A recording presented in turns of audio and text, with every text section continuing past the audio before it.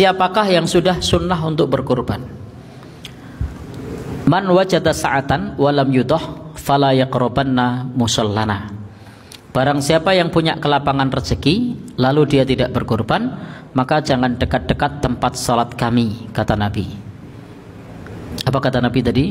Barang siapa yang punya kelapangan rezeki lalu dia tidak berkurban, maka jangan dekat-dekat tempat salat kami. Apa maknanya? Ka'annahu la faidata fi taqarrubi bis shalah. Seolah-olah tidak ada faidahnya di dalam mendekatkan diri kepada Allah dengan menjalankan salat. Jadi kaya-kaya salate ora ono faidahe nek ora gelem kurban. Nah, siapa yang disebut punya kelapangan rezeki? Orang yang punya harta senilai hewan kurban. Dan hewan kurban di zaman Nabi itu harganya 1 dinar. Di zaman ulama mazhab yang 4 juga harganya 1 dinar. Dan ternyata harga kambing hari ini itu turun, bukan naik. Karena harga kambing hari ini itu tidak sampai setengah dinar. 1 dinar itu 4/4 gram emas. Dan emas hari ini itu 1.800.000 atau 1.900.000. Kalau saya bulatkan 2 juta begitu dihitung ya 8 jutaan. Maka 1 dinar itu setara 8 jutaan. Sekarang 8 juta itu bisa dapat 3 ekor kambing. Atau 2 lah kalau gede. Berarti sekarang harga kambing 1 dinar apa setengah dinar? Setengah dinar. Maka dengan cara berpikir yang sama, kalau di zaman itu orang yang punya harta 1 dinar sunnah berkurban, maka di zaman ini orang yang punya harta setengah dinar sudah sunnah berkurban.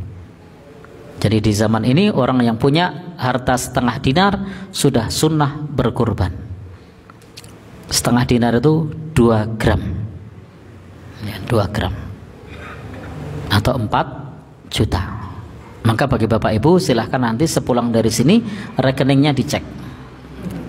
Kalau ada angka 4-nya atau 4 juta, maka sudah sunnah berkurban. Nah, kalau ibu-ibu tidak usah ngecek rekening, bisa cek di lehernya. Kira-kira ada gerenjel-gerenjelin apa mboten? Kalau ada gerenjel-gerenjelnya lebih dari 2 gram, sunnah berkurban. Di leher tidak ada Ustaz, ya sudah dicek telinganya. Ono gandul-gandulnya apa ora? Nah, kalau ternyata ada dan lebih dari 2 gram, sunnah berkurban. Leher, telinga, mana lagi? Nah, di pergelangan tangan ono kerimping-kerimpingnya apa ora? Nah, kalau ada lebih dari 2 gram, sunnah berkurban. Apalagi jari jemari. Oke, kelip-kelipnya apa ora? Lebih dari 2 gram, sunnah berkurban. Pergelangan jari, mana lagi? Pergelangan kaki. Ono sing nganggo po. Baik. Maka juga sunnah berkurban kalau ada senilai hewan kurban. Baik. Jadi hari ini memang banyak yang pakai emas di pergelangan kaki. Bahkan ada yang di hidung juga ada. Intinya kalau punya harta senilai hewan kurban, sunnah berkurban. Ada ulama yang mewajibkan, seperti Syekhul Islam Ibnu Taimiyah, seperti ulama mazhab Hanafi mengatakan berkurban itu wajib bagi yang mampu. Siapakah yang disebut mampu? Dia yang sudah kena nisab zakat atau sudah punya harta senilai 20 dinar. Jadi kalau Bapak Ibu punya tabungan senilai 20 dinar atau 200 dirham, maka sudah wajib untuk berkurban kalau menggunakan pendapat yang wajib bagi yang mampu. Kalau saya pribadi lebih kepada hukum sunnah bagi yang punya kelapangan rezeki. Tapi kalau pakai pendapat wajib bagi yang mampu, maka ketentuan mampunya di sini adalah kalau punya harta senilai 20 dinar. 20 dinar itu 85 gram emas. Jadi kalau kali 85 kalikan 2, 170 juta. Jadi kalau rekening Bapak Ibu 170 juta, maka termasuk yang mampu, dan jika menggunakan pendapat yang wajib bagi yang mampu, maka sudah wajib berkurban jika menggunakan pendapat itu. Ya, saya kasih jika, karena kan bisa jadi Bapak Ibu punya pilihan pendapat yang lain. Ya, yang tak sawang-sawang yang hadir di sini, nah, isi rekeningnya ada ndak yang segitu? 170 juta. Ada? Kalau toh ada, ndak akan bilang di sini. Takut dibilang sombong. Iya. Dan inilah tawaduknya orang Bantul. Meskipun punya harta banyak itu ndak sombong, ndak bilang saya punya harta. Saya pernah kok ditanya sama orang Nyono, beliau ini orang kampung, tapi bertanya tentang zakat emas. Yang ketika ngelihat lantai rumahnya saja ndak yakin kalau orang itu punya emas. Ternyata punya emas 2 on. Kok tahu? Oh, dia tanya kok zakatnya berapa? Lah jenengan gak ada, lo gak ada Ustaz, lo simpen. Kalau yo kaget mak teratap ulih. Dan dulu omai rame tayani. Tapi ternyata kok punya 2 on. Baik. Dan kadang-kadang yang punya rumah banyak jebule malah utangnya oke. Ya. Yang punya rumah ketoke mentereng mah utangnya oke. Baik, jadi rumah tidak bisa menjadi ukuran. Di Batur itu ada satu Batur Banjarnegara. Itu di kampung itu, satu kampung itu nyaris semuanya berkurban. Padahal rumahnya ya biasa-biasa saja. Tapi mereka berkurban. Salah pun nyanyi bab kepanitiaan kurban. Nah, panitia kurban miturut wonten ing mriki kesimpulan mawon bukan amil. Panitia kurban menika statusipun namung membantu, bukan amil. Karena boten amil, maka panitia kurban menika tidak berhak mendapat upah daging. Boten berhak pikantuk upah kepala napa kulit. Sebab napa? Bagian hewan kurban menika ora ana jatah dinggo opah. Sehingga Bapak Ibu ingkang dipun mulyakaken Allah Subhanahu wa taala, berbeda kalian zakat.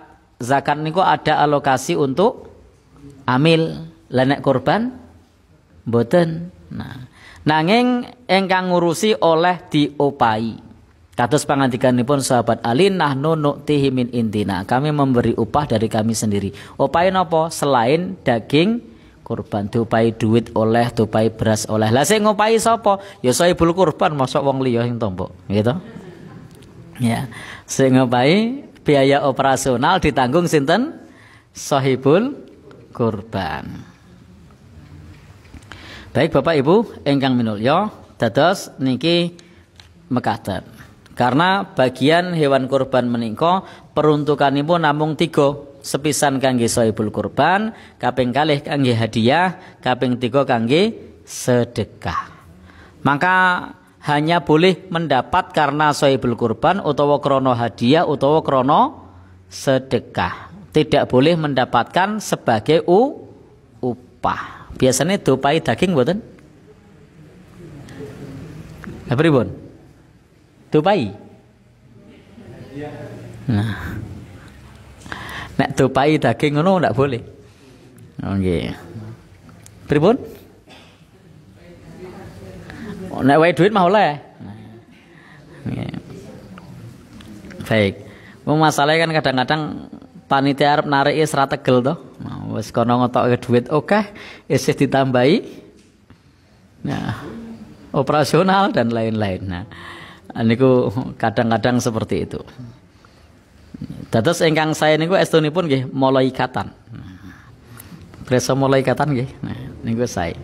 Menawi mboten biasanipun rekayasa akad. Iki dudu opah kok, iki hadiah. Ning nek ora selak ro batine kadang-kadang sakjane iki opah. Nah. Nggih, kadang-kadang memang seperti itu niku terjadi. Laturke babakan kurban. Niki ning ya dikandani yo ndendeng wae kok ya jan. Kuwi lho, lulange codo didol. Mboten kenging. Nek wis diniati kurban, mbok arep tracak, mbok arep lulang, mbok arep endas, kabeh niki kedah dipun tasarupaken, mboten kenging dipun sadi. Nek jenengan ngedol lulang kurban, fala udhiyatalah, ilang ganjarane kurban. Apa ora rugi? Mesake wong-wong sing do titip kurban panitiane ndablek ngoten niku lho. Wah niki wong kagem ubo rampe, tumbas tas kresek, tumbas udut, tumbas ember. Lah ya Allah. Mbok yo teko saka ngarep iki teko cetha-cethonan wae gitu. Sampeyan titip nyembelih wedhus kurban teng mriki, nek wedhus ubo rampene 50.000. Jaluk nang ngarep ben ngibadahi sempurna. Sampeyan nyembelih sapi teng mriki, ubo rampe ge mbayari jagal, tukang kelet, gawe tuku kresek, sapi 500.000. Ora apa-apa. Timbangane engko iki sampil jatahe sing nyembelih iki jatahe oleh ndas, ora kena. Ora kena kurban kanggo mbayari tukang jagal. Mboten kenging didol ra kena, ge mbayari tukang jagal ya ora kena. Fala udhiyatalah, ganjarane kurban ilang nek modele ngoten niku nggih to. Kadang-kadang tok tasih wonten iki engko jatahe sing nyembelih karo sing ngeleti jatahe ndas. Gara-gara dijatah ndas oleh nyembelih gulune dipepetke nang ngene iku. Iki lho kepiye ngono kuwi lho. Mboten kenging damel ujroh ngoten niku. Niki sing perlu kula emutke. Dadi kagem panitia-panitia kurban nek arep kanggo istilahé uang lelah, tukang jagal, tukang kelet, gituku kresek, gituku ember, tuku peso, aja nganggo utawa ngedol sangka hewan kurban. Wedhus 100.000, sapi 500.000. Ini kangge meragati. Lah niki supaya ngibadahe bisa sampurna. Sing gak kurban aja dadekno panitia, entek-enteki daging.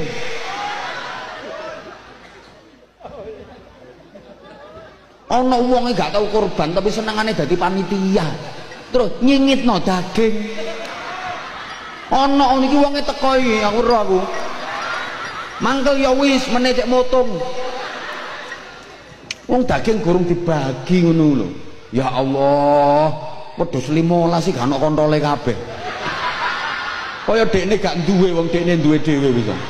Kulit hewan kurban dijual, apa hukumnya? Boleh atau enggak? Jadi ada dua bentuk yang saya akan jelaskan. Pertama, apabila tujuannya untuk keuntungan pribadi, maka ini jelas hukumnya adalah haram, tidak boleh. Berdasarkan dalil hadis riwayat Bukhari dan Muslim dari Ali bin Abi Thalib, di mana beliau dipasrahkan mengurusi hewan kurbannya Rasul, dan Rasulullah melarang beliau untuk memberikan sebagian dari daging kurban ataupun kulitnya atau apapun dari hewan kurban dijadikan upah untuk tukang jagalnya. Nggak boleh. Rasulullah mengatakan bahwa akan diberikan upah khusus di luar dari hewan kurban. Lalu apa yang dibolehkan? Di sini ada dua langkah. Boleh dimanfaatkan, misalnya dijadikan sebagai bahan untuk produksi tertentu, barang-barang tertentu boleh, tapi dimanfaatkan sendiri. Atau langkah kedua, bisa disedekahkan. Dan sedekah ini kepada yang berhak, misal fakir miskin, misal yayasan, dan lain-lain. Kemudian kalau nanti fakir miskin dan yayasannya menjual kulitnya, maka itu hukumnya boleh, asal bukan pengorbannya yang menjual. Kenapa? Karena fakir miskin tadi sudah menjadi hak miliknya. Kulit tadi jadi hak milik, boleh dia jual. Adapun bentuk yang kedua, apabila kulitnya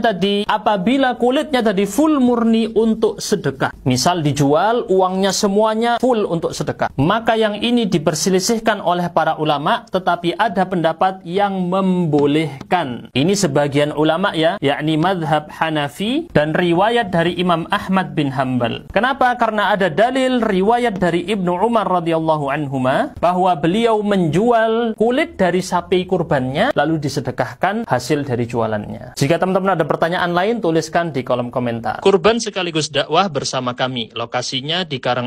Apakah panitia kurban berhak mendapatkan bagian dari kurban? Jawabannya ya. Jadi apakah panitia kurban itu berhak mendapatkan upah bagian dari hewan kurban? Jawabannya tidak. Dan panitia kurban itu bukan amil, dia tidak dapat bagian.